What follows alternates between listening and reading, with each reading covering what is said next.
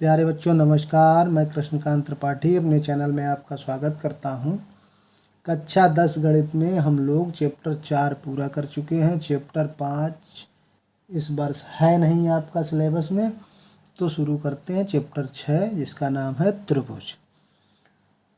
त्रिभुज में ओवरव्यू पहले ये ले लेते हैं कि कक्षा 9 को याद कीजिए, जो हमने त्रिभुज पाठ पढ़ा था उसमें त्रिभुजों की हम लोगों ने पढ़ी थी सर्वांग समता। तो सर्वांग समता होती क्या थी कि दो आकृतियां सर्वांग सम कही जाती हैं यदि उनके आकार, यहाँ आकार का मतलब क्या है, शेप, तथा आमाप, आमाप मीन्स है साइज, समान हो। जब उनके आकार एक जैसे होंगे उनका साइज एक जैसा होगा। जैसे मैंने चित्र 1 में बनाया है, दो वृत्त हैं जिनकी त्रिज्याएं 3 सेंटीमीटर है। तो वृत्त, इनका आकार भी एक जैसा है और साइज भी, त्रिज्या भी एक जैसी है। फिर इसके नीचे देखिए मैंने वर्ग बनाया हुआ है, इसकी भुजा है 2 सेंटीमीटर और दूसरा वर्ग है उसकी भी भुजा 2 सेंटीमीटर है। तो ये दोनों क्या कहे जाएंगे, सर्वांग सम कहे जाएंगे।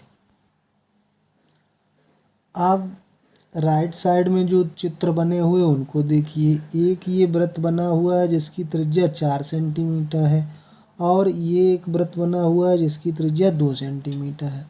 तो इनके आकार तो एक जैसे हैं लेकिन इनकी आमाप अलग अलग है। ऐसे ही नीचे देखिए एक वर्ग बना हुआ है जिसकी भुजाएं कितनी हैं, 3 सेंटीमीटर की हैं और एक वर्ग इसके पास बना हुआ है जिसकी भुजा 1 सेंटीमीटर है।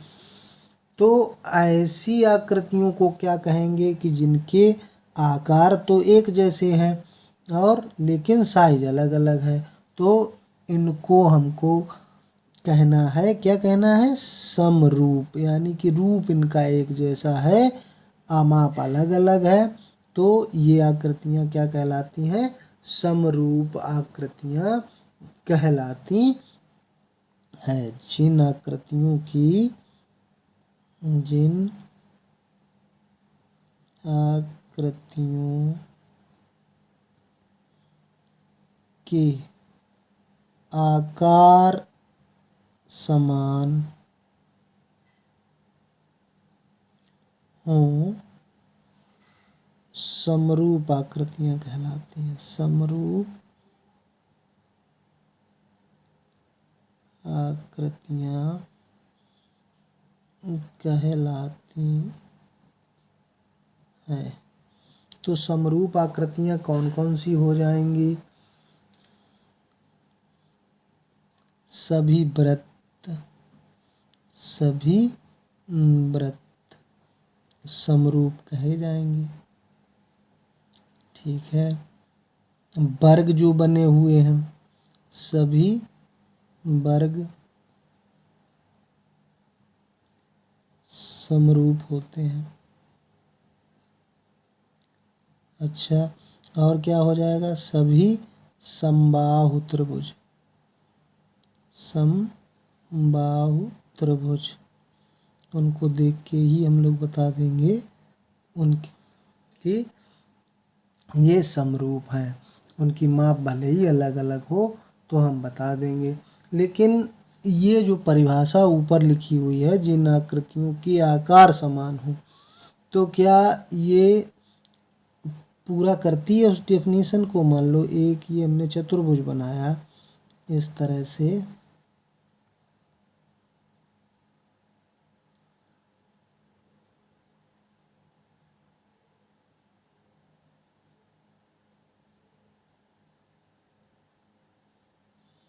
मान लो ये ABCD है और ये PQRS।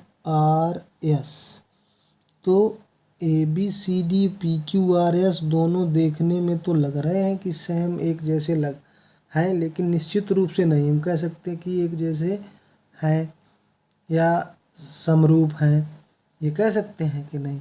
तो इसके लिए क्या बताया गया कि एक निश्चित परिभाषा होनी चाहिए समरूप आकृतियों की।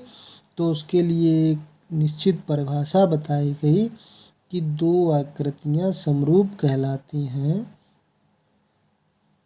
दो आकृतियां समरूप कहलाती हैं यदि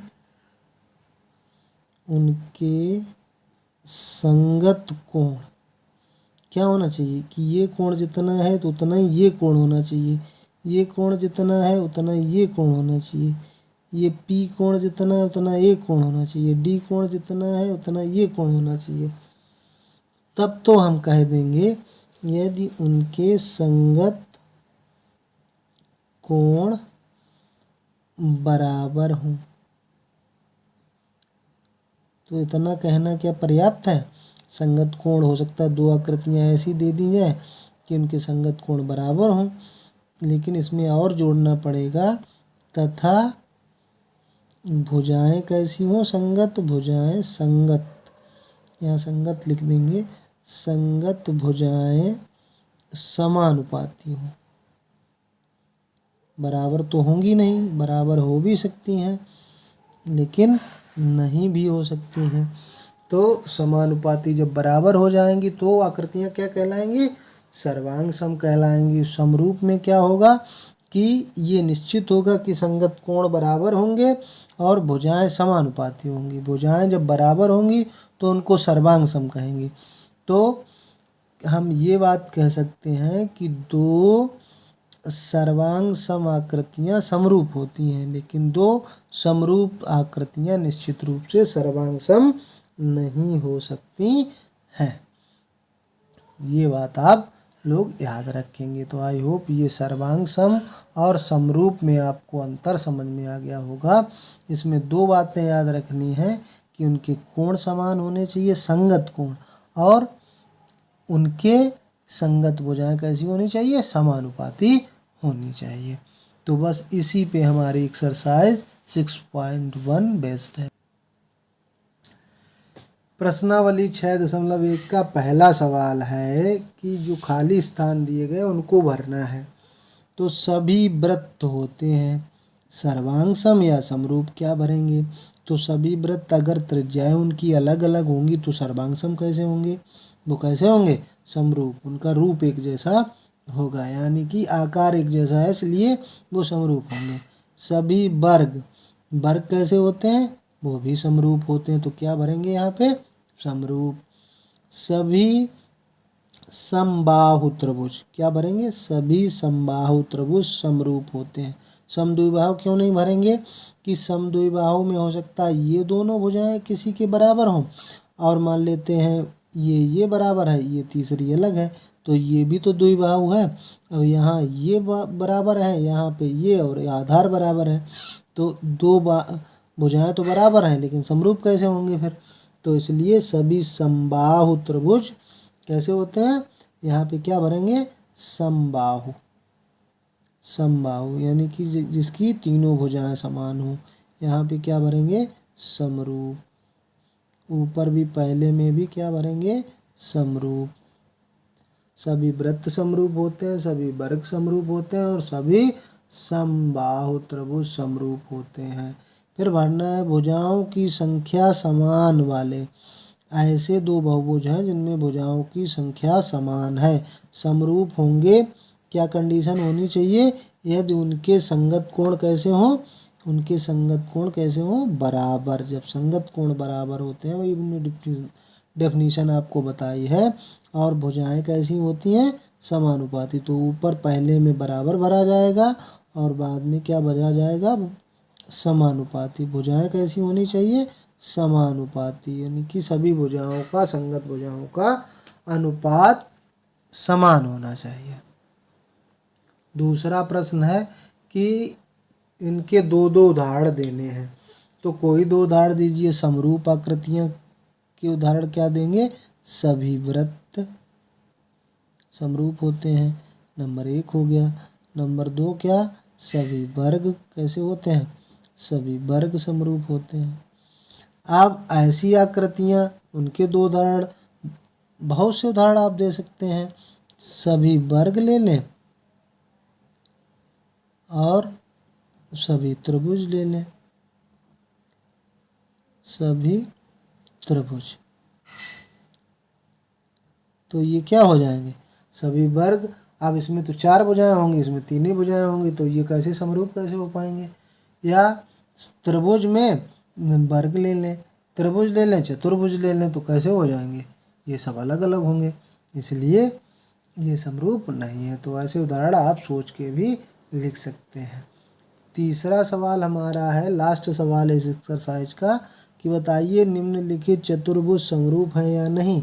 यहाँ पे दिया गया है, ये एंगल नहीं बताया गया कितना है, भुजाएं बताई गई हैं कि 1.5 सेंटीमीटर हैं चारों भुजाएं।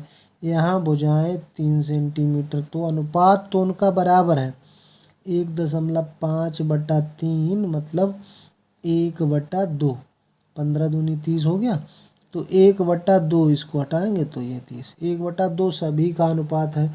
भुजाएं तो समानुपाती हैं, एक कंडीशन तो फुलफिल हो रही है, लेकिन यहाँ पे कोण 90 अंश का तो दिया नहीं गया, जबकि यहाँ पे ऐसे बना हुआ है, क्योंकि इनके कोण बराबर नहीं है। क्या लिखेंगे, कोण बराबर नहीं है,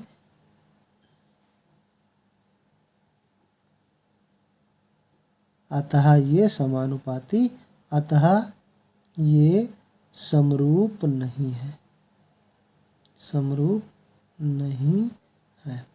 भुजाएं तो समानुपाती हैं, लेकिन जब कोण बराबर नहीं है तो आकृतियां समरूप नहीं होंगी। समरूप आकृतियों के लिए 2 कंडीशन है, क्या है कि उनके संगत कोण बराबर हों और संगत भुजाएं समानुपाती हों।